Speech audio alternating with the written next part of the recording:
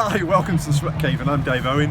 What we thought we'd do this week, first of all, is bring you to a real life event, which is quite amazing. There's oxygen and all sorts, which for us as Zwifters is a bit unusual.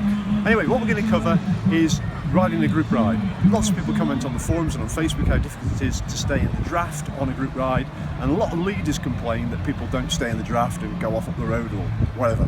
So these are some top tips on how to get the most out of group riding on Zwift. Thanks for watching. First thing you need to decide before you start a group ride on Zwift is what you want to achieve from your training session that day. Is it an easy ride, a social ride, or is it a really hard, all-out, specific interval session, or race? They're all listed here on the Zwift Join the Pack website. All you have to do is go into Google or your favourite search engine and type in Join the Pack, or go onto the mobile app, click top left, and search through the events tab, and you can see all the ride descriptions there. So have a think about that. So for example, if you look at this very well supported and well organised group ride run by the KISS race team, this isn't a race. It's 150 minutes long, and it's a wattage effort between 2.5 and 3 watts per kilogram. So is that right for you on that day? Are you going to be able to keep up with the pace, or is it too easy? Just have a think about that before you click on and join the ride.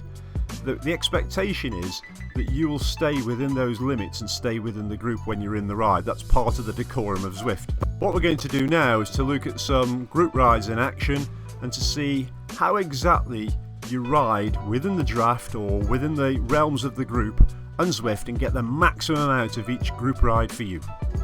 Within the 2 minutes to go of the start of a ride when you're sitting in a pen, the leader, you can see here in yellow, will give you the instructions for the ride and reiterate which should be the ride description. Now, if you look right at the top of the screen on the right, it tells you this is the Smart ride, and this is the Saturday morning interval training ride, and gives you the rough estimate of the average wattage for this ride. It's an interval training ride, so it's not going to be 2.0 to 3 watts steady all the way through, as you can probably gather.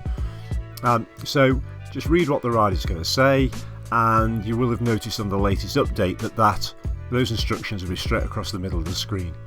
So it's a key thing there. You've got a chance to type in, ask any questions of the leader during that time, and that's just generally the most important time before you start a ride, that 2 minutes. So make sure you log in within the 5 minutes before the start of the ride, warm up properly, and read those instructions.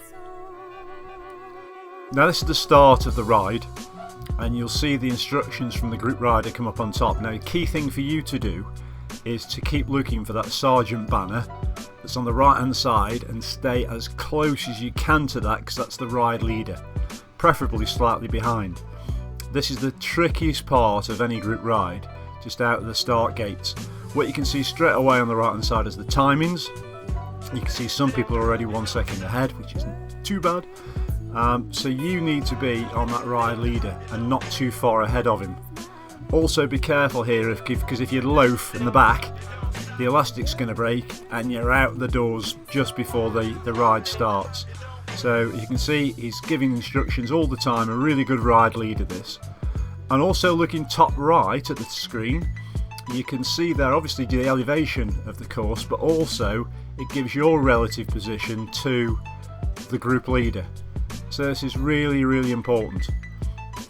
This is a good group ride. This is an interval session on this ride, and so I can't express it enough. You've got to stay with that ride leader. Now already you can see we've got somebody 6 seconds up the road. What is the point of that? It's just completely pointless. If you want a really hard ride, harder than the group ride, you might as well just ride solo on Zwift. I just do not see the point.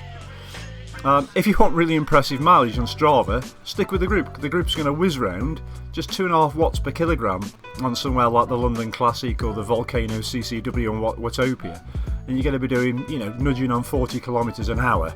So you're going to do 40 kilometres an hour. Looks impressive on Strava. Try and do that on your own. You'll do 32 kilometres at 2.5 watts per kilogram probably.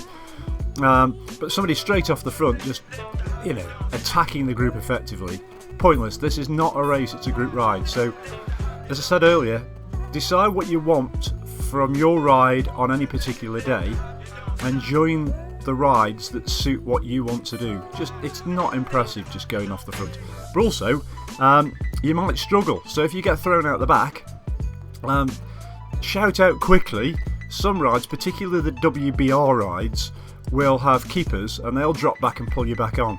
So it's really important to use the messaging facility if you are struggling. But stay alert all the time. You've got to stay alert, keep looking top right and try and stay on that leader. As long as you do that through a ride, you'll have no problems whatsoever. Now this is Box Hill, so this is a key thing when you're going up hills on group rides. It is pretty tricky. It's so easy to do two things. One is go ahead very quickly, and the other thing is to drop off the wheel. So, it's as simple as what I said before, just stick with the leader. Some people will just choose, just like on club runs in real life, to dash off up the road. If you do that, because you're going for a KRM or something, if the leader is happy with that, just wait at the top. That's all you need to do. Another thing to look out for as well on the London course as you come off Box Hill is the downhill. You can run off to the loo very quickly and jump back on your bike, but it's really tricky if you are leading a group on or off Box Hill around the London course to get everybody back together. What I do personally is get people together by soft pedalling on London Bridge, and you can regroup there. But this is the key thing on the hills. Is just stay as tight on that leader as possible, or really look around. And you can see on this one it's pretty tight actually. People are 2 seconds ahead and 2 seconds behind. I'd rather be 2 seconds ahead of the leader on a hill than 2 seconds behind, because it's harder to get back on, particularly if you're tired. But I say it's repetitive, but just stick on that Sergeant banner. And here we have arguably the greatest race team on Zwift. This is the KISS race team, just showing you that it's actually a group ride organised by KISS in non-race mode. There is no leader beacon on this, but it shows you that even without a leader beacon, if everybody is alert of each other and keeping together, you can keep going really tight. This was I think it was over 100 kilometres, probably a 110 kilometre ride. Everybody is really tight. Look top right, you can just see everybody there, and this is through a particularly tricky bit as well to keep a group together, because we've just gone up that climb towards the start finish, or the lap distance, and we're going up another one here. So that's another good example. Everybody looking after each other, everybody staying tight, and you're absolutely fine. There are some people who've dropped off, you can see at the bottom there, and on these short courses those are probably people who've taken time to have a bladder break, and you'll catch them back up on the next lap. So hope you've enjoyed that. Any comments or feedback, please put them down below, and thanks ever so much for watching.